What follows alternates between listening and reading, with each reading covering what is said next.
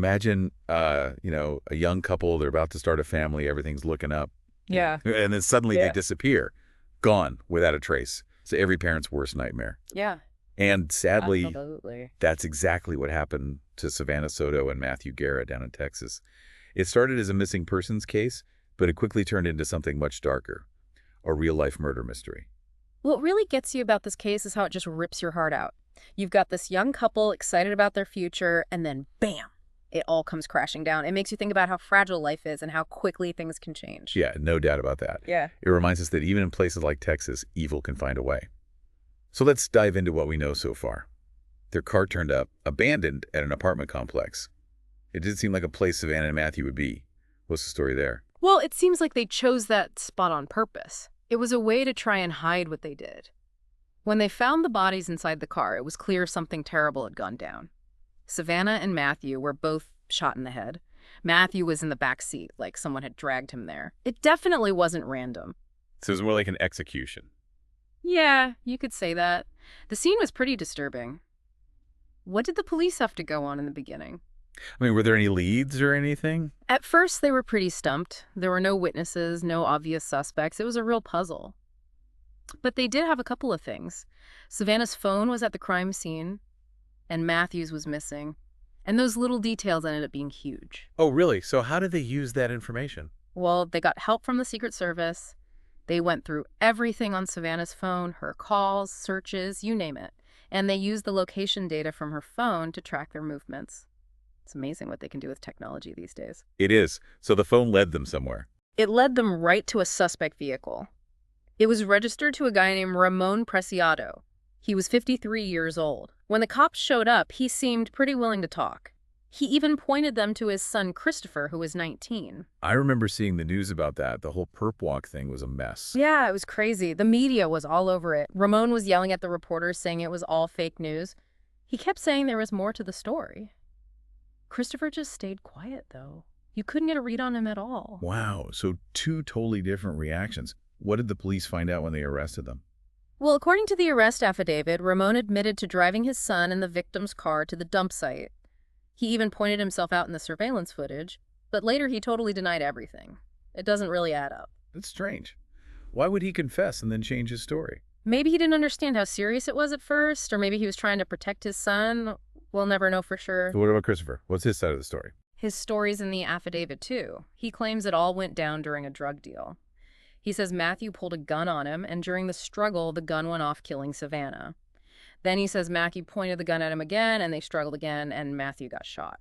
So he's saying it was self-defense, like two accidental shootings. That's what he's saying.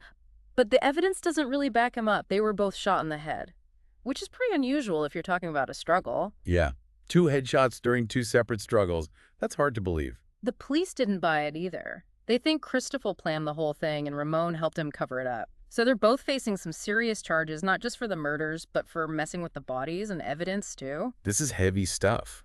What was the reaction like in their community?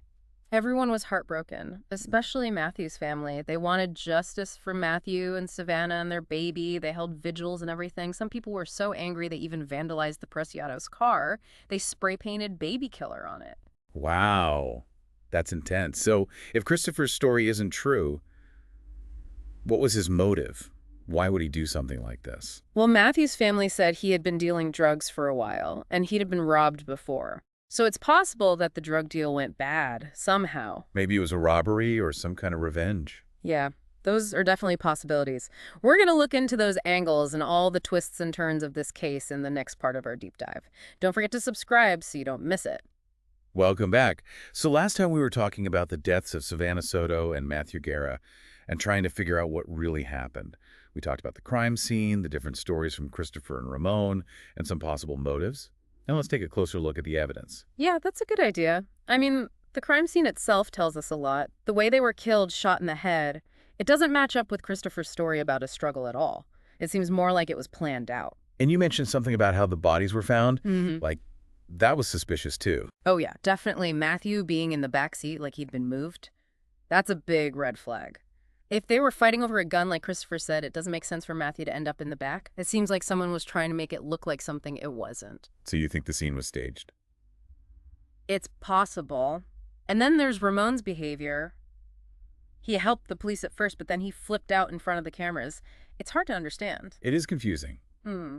He admitted to some things, but then denied everything. Mm. What do you make of that?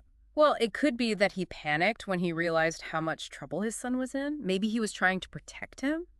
But it also makes you wonder if he was involved from the beginning. Yeah, maybe he knew more than he let on at first. So we know that Matthew was involved in drugs. Mm. How does that play into all of this? Could that be the reason he was killed? It definitely could. His family confirmed that he was dealing drugs, and they said he had been robbed before. So it's not a stretch to think that something went wrong during a drug deal. So maybe someone tried to rob him, or maybe it was a hit. Exactly. It's hard to say for sure, but the drug connection is definitely important. And it makes you wonder about Savannah. Was she involved too, or was she just caught in the crossfire? It's a terrible thought, but could be true. And then there's the fact that she was pregnant. That makes this whole thing even more tragic. Absolutely.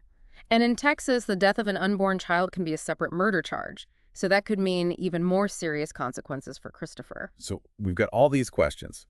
Did Christopher plan this, or did it just happen? Was Ramon involved, or was he tricked by his son? And what role did Matthew's past play in all of this? Those are the million-dollar questions. The evidence seems to point to a planned attack. But people can act in strange ways, especially when they're scared or trying to protect someone. We'll dig deeper into those unanswered questions and talk about what could happen next in the final part of our deep dive. We're back and ready to wrap up our deep dive into the Savannah Soto and Matthew Guerra case. We've gone over the evidence, the conflicting stories, and the possible motives. Now it's time to talk about what could happen next in the legal system. What are Christopher and Ramon looking at here?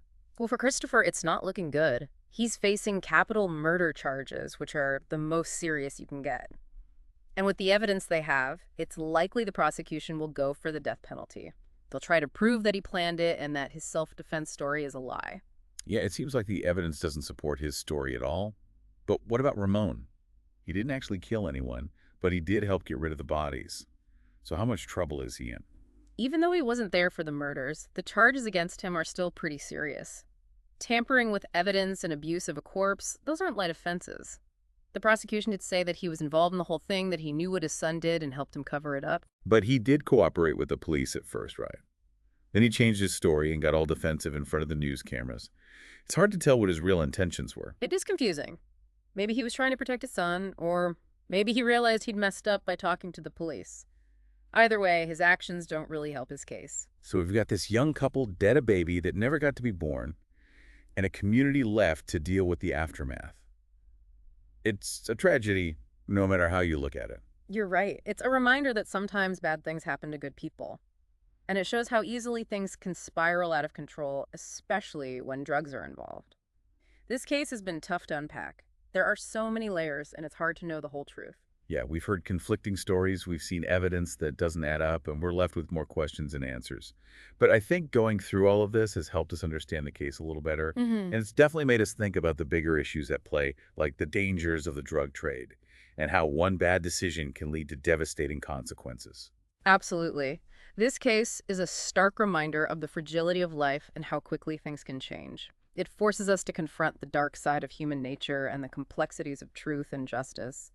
And it leaves us with a sense of unease knowing that there are still unanswered questions and a family grappling with unimaginable loss.